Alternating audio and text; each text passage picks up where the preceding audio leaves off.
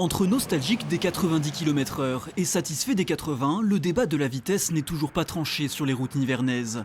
Depuis l'instauration de la nouvelle limitation, les automobilistes se sont adaptés, avec plus ou moins de regrets. Ah ben j'aurais bien aimé que ça revienne, oui, à 90, parce que c'est quand même l'idéal. À 80, on se traîne maintenant. Et moi qui est motard, je vous dis pas, en moto, on s'endort sur la moto. Pour une sécurité, oui, moi je trouve ça très bien de rester à 80.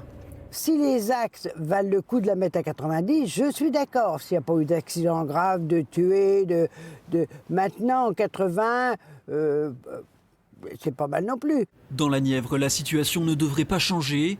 Partisan de l'abandon de la réforme, le président du conseil départemental craignait de ne pas avoir les mains libres. Aujourd'hui, il préfère renoncer au retour en arrière.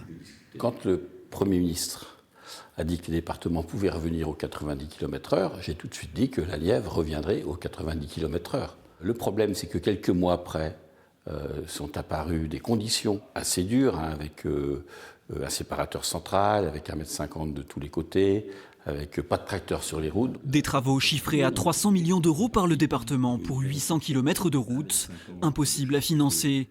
Et revenir à 90 sans réaliser les aménagements, le risque serait trop grand.